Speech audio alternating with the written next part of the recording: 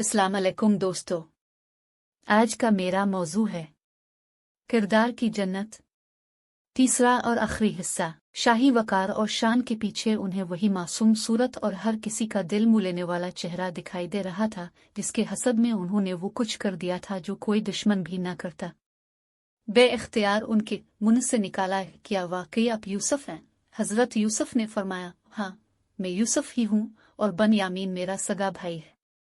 अल्लाह ताला ने हम पर एहसान किया।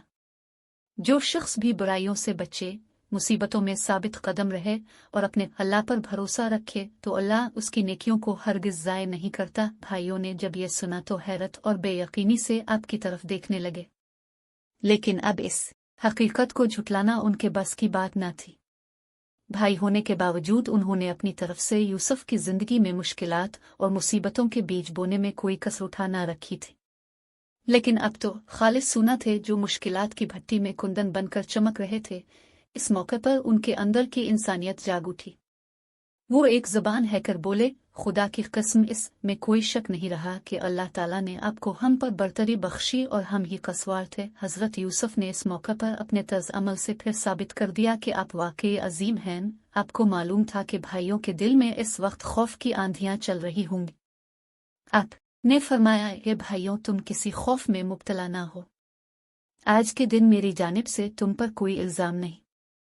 मेरी दुआ है कि अल्लाह ताला तुम्हारा कसूर बख्श दे। वो तमाम रहम करने वालों से बढ़कर रहम करने वाला है। भाइयों को माफ़ करने के बाद हजरत यूसुफ ने फरमाया, अब तुम वापस कनान जाओ और मेरी निशानी लेते जाओ। ये कहकर उन्होंने अपनी कमीस उनके हवाले कर दी और फरमाया, मेरी यह कमीस वालिद मोहतरम के चेहरे पर डाल देना, अल्लाह ने चाहा तो उनकी बिनाई लूट आएगी। दरअसल हजरत यूसुफ को मालूम था कि उनकी हलाकत की खबर पहुंचाते हुए उनके भाइयों ने उनकी कमीस ही बाप को दिखाई थी। अब इसी कमीस ही के जरिए से वो ये खुशखबरी अपने वालिद मोहतरम तक पहुंचाना चाहते थे। हजरत यकूब अपने खानदान के दूसरे लोगों के दरमियान बैठे थे। अब पैगंबर भी थे, पैगंबर के वालिद भी और पैगंबर के बेटे भी। अल्लाह ने आपके दिल को सुकून बख्शा था। जब काफिला मिस्र से चला तो अब बोल पड़े, हे लोगों, उग्रता मुझे मेरे बुढ़ापे का ताना ना दो तो मैं यकीनन ये कहूँगा कि मुझे अपने बिछड़े अपने बेटे यूसुफ की खुशबू आ रही है। हजरत यूसुफ के भाई जब कनान पहुंचे तो उन्होंने झुके सर और शर्मसार निगाहों से सारा किस्सा बाप को कह सुनाया और सब जियादतियों को तस्लीम करते हुए बाप से मुआफ़ी मांगने लगे। हजरत यकूब ने फरमाया, मैं अपने रब से तुम्हारी बख्शिश की दुआ करूँगा, मुझे उम्मीद है कि वो तुम पर रहम करे।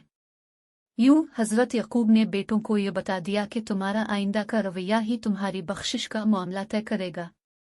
यूं मत समझना कि बरसों तक तुम जो जुल्म और सितम करते रहे हो वो एक लम्हे में मुआफ कर दिए गए हैं। अल्लाह का कानून है कि वो इंसान के पिछले गुनाहों को सिर्फ इस शर्त पर मुआफ करता है जब इंसान के दिल में शर्म, पछतावे का सच्चा जज्बा और मुस्तकबिल में अपने आप को संवारने का अज़्म हो। हजरत यूसुफ के भाइयों ने जब आपकी दी हुई कमीज हजरत यकूब के चेहरे पर डाली तो अल्लाह की कुदरत से आपकी बिनाई लूट आई। फिर बेटों ने यह पैगाम भी दिया कि यूसुफ ने सारे खानदान को मिस्र बुलाया है। हजरत यकूब के खानदान के कल अफराद की तादाद 70 थी। सब लोग एक काफिले की सूरत में मिस्र की तरफ रवाना हो गए। जैसे ही काफिला मिस्र के करीब पहुंचा, शहर की दीवारों पर खड़े पहरेदारों ने हजरत यूसुफ तक खबर पहुंचा दी। अब खुद अपने वालिद मोहतरम और खानदान वालों के इस्तकबाल के लिए शहर से बाहर पहुंच गए। जब हजरत यकूब हजरत यूसुफ के साथ मिले तो वो एक अजीब मंजर था। दोनों बाप बेटों की जुदाई के गमों को आंसुओं ने धो डाला। ये आंसू खुशी के भी थे, शुक्र के भी। जमाने ने पैगंबर के बेटे के पैगंबर बाप से मिलने का ये मंजर भला पहले कहाँ देखा होगा। हजरत यूसुफ अपने खानदान को एक अजीम अलशान जुलूस की शक्ल में शाही महल लाए। जब दरबार मुनक्किद किया गया तो हजरत यूसुफ ने अपने वालिद मोहतरम हजरत यकूब और अपनी खाला और सौतेली वालिदा को अपनी शाही नशिस्त के पास जगह दी। इस मौका पर हजरत यूसुफ अलैहिस्सलाम को अपना वो ख्वाब याद आया। ख्वाब में 11 सितारों और एक सूरज को अपने सामने झुकते हुए देखा था।